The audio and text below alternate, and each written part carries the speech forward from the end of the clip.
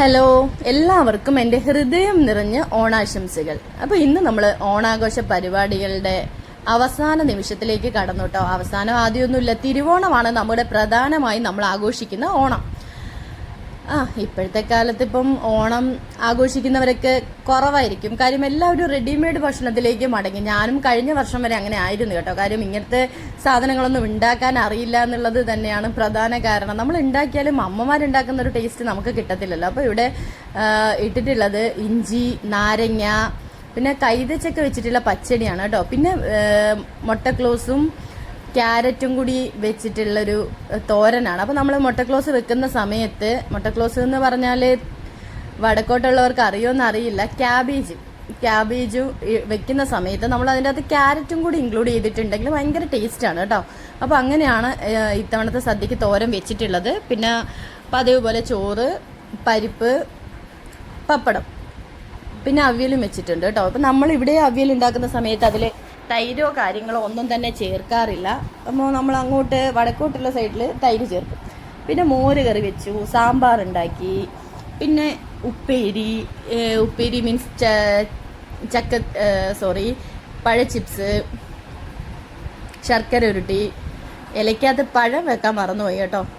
Last ഞാൻ നോക്കുമ്പോഴാണ് പഴം എവിടെയോ മറന്നുപോയി എന്നുള്ളത് ഓർമ്മ വന്നു കേട്ടോ. പിന്നെ മാങ്ങയച്ചാറും ലാസ്റ്റ് വെച്ചു. പിന്നെ ഇതെന്താണെന്നറിയില്ല, എണ്ണയിലിട്ട് പൊരിക്കുന്ന സാധനമാണ്. പിന്നെ വെള്ളം വെച്ചു. പായസം ഉണ്ടാക്കിയിട്ടുള്ളത് സേമിയാണ് കേട്ടോ. എല്ലാവർക്കും പൊതുവെ സേമിയ പായസമാണ് ഇഷ്ടം. നമ്മൾ അട വെക്കുന്നുണ്ട്, ഇന്ന് വെക്കുന്നില്ല, അടുത്ത ദിവസം എന്തായാലും അടപ്പായസം വെക്കും. അപ്പോൾ ഇതാണ് കേട്ടോ സദ്യ. വിളമ്പി വെച്ചതാണ് അച്ഛന് വേണ്ടി. ഓക്കെ, അപ്പോൾ എല്ലാവരും സദ്യയൊക്കെ കഴിക്കുക, ഉഷാറാവുക. മാക്സിമം വീട്ടിലുണ്ടാക്കിയ സദ്യ തന്നെ കഴിക്കുക കേട്ടോ. ഓക്കെ, അപ്പോൾ ഇനി അടുത്തൊരു വീഡിയോ ആയിട്ട് നോക്കാം. എല്ലാവരുടെയും സപ്പോർട്ട് പ്രതീക്ഷിക്കുന്നു. എല്ലാവരും സബ്സ്ക്രൈബ് ചെയ്യാത്തവരാണെന്നുണ്ടെങ്കിൽ വീഡിയോ കണ്ടതിന് ശേഷം സബ്സ്ക്രൈബ് ചെയ്യുക, സപ്പോർട്ട് ചെയ്യുക കേട്ടോ. അപ്പോൾ എല്ലാവരും ഭക്ഷണം കഴിക്കൂ, ഞങ്ങളും കഴിക്കാൻ വേണ്ടി പോവാണ്. അപ്പോൾ ഞാൻ എന്തായാലും കഴിക്കാനിരുന്നു കേട്ടോ.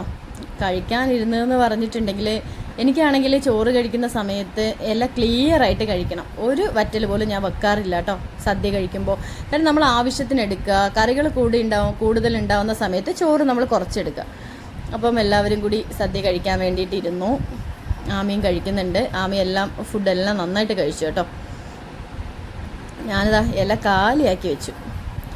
കണ്ണു മൂക്ക് നോക്കാതെ കേട്ടോ ഞാൻ സദ്യ കഴിക്കുക. സദ്യ എന്ന് പറയുന്ന വീക്ക്നെസ്സാണ്. എപ്പോഴും നമ്മൾ ബിരിയാണി കഴിച്ച് അങ്ങനത്തെ സാധനങ്ങളൊക്കെ കഴിച്ച് മടുത്തു. ഇപ്പോൾ വായിലെ ടേസ്റ്റൊക്കെ തിരിച്ച് വന്ന് നല്ല വൃത്തിക്ക് തന്നെ കഴിച്ചു. ആരെയും നോക്കാൻ നിന്നില്ല, നല്ലോണം കഴിച്ചു. ആമി കണ്ടില്ലേ, പായസം വരെ ഇലയ്ക്കകത്ത് കഴിച്ചു. ആമി അങ്ങനെ പായസമൊന്നും ഇലയ്ക്കകത്ത് കഴിക്കാത്ത ഒരാളാണ്, പക്ഷേ പായസം ഇലയ്ക്കകത്ത് കഴിച്ചു. പിന്നെ ആമി കഴിക്കാത്തത് എരിയുള്ള സാധനങ്ങൾ, അതായത് അച്ചാറ് പോലത്തെ സാധനങ്ങളൊന്നും ആമി കഴിക്കത്തില്ല. ബാക്കിയെല്ലാം നല്ല വൃത്തിക്ക് കഴിച്ചു. ചോറൊക്കെ നല്ല വൃത്തിയായിട്ട് കഴിച്ചു കേട്ടോ. അപ്പോൾ ഞാൻ പറഞ്ഞു ആമി ഒന്നുപോലും ബാക്കി വെക്കരുത്, എല്ലാം കഴിക്കണം എന്ന് പറഞ്ഞിട്ട് ആമി എല്ലാം കഴിച്ചു. ഞാനും കഴിച്ചു. പിന്നെ എല്ലാവരും വീട്ടിൽ എന്തൊക്കെ പായസം വെച്ചിട്ടുണ്ടായിരുന്നത്, എല്ലാവരും അട ഇഷ്ടമുള്ളവരാണ് കേട്ടോ കൂടുതൽ. അപ്പോൾ എൻ്റെ ഫ്രണ്ട്സിൻ്റെ അടുത്തൊക്കെ ചോദിക്കുമ്പോൾ അവർ പറയുന്നത് വെച്ചാൽ അടയാണ് എനിക്ക് ഏറ്റവും കൂടുതൽ ഇഷ്ടം എന്നാണ്.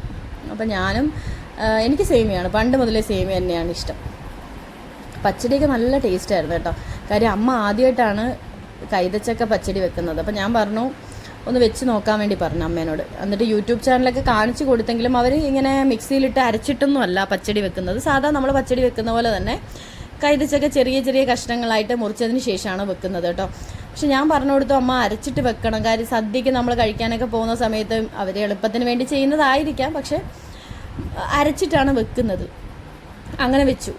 ഇതൊരു ടേസ്റ്റ് എന്ന് പറയാൻ കഴിയില്ല, അത്രയ്ക്ക് ഞാൻ വാരിക്കോരി അതിലൊഴിച്ചത്. ഇത് പച്ചടിയാണ് കേട്ടോ, കൈതച്ചക്ക വാരിക്കോരി ഒഴിച്ചിട്ടാണ് ഞാൻ കഴിച്ചത്. അത്രയ്ക്ക് ടേസ്റ്റ് എന്നൊന്നും പറഞ്ഞറിയിക്കാൻ പറ്റാത്ത ടേസ്റ്റാണ്. പിന്നെ എനിക്ക് ഈ ചോറൊക്കെ കഴിച്ച് കഴിഞ്ഞിട്ട് ആ ഇലയ്ക്കകത്ത് തന്നെ പായസം കുടിക്കാനാണ് ഭയങ്കര ഇഷ്ടം. ഞാനിങ്ങനെ സദ്യയൊക്കെ കഴിച്ച് കഴിഞ്ഞിട്ട് അമ്മ എന്നെ ഇടയ്ക്കിടയ്ക്ക് പറയുന്നുണ്ട്, ഭയങ്കര വൃത്തിക്ക് കഴിക്കുന്നുണ്ടല്ലോ എന്ന്. ഞാൻ മുരിങ്ങയ്ക്ക് മാത്രമേ ബാക്കി വെച്ചോളൂ. മുരിങ്ങയ്ക്കയുടെ തോടെ കഴിക്കാൻ പറ്റില്ലല്ലോ.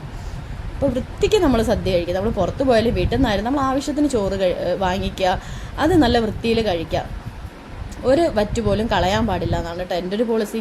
ഞാൻ അങ്ങനെ കളയാറുമില്ല. ഭക്ഷണം നന്നായിട്ട് ഇച്ചിരിയാണെങ്കിൽ പോലും ആസ്വദിച്ച് കഴിക്കുന്ന ഒരാളാണ്.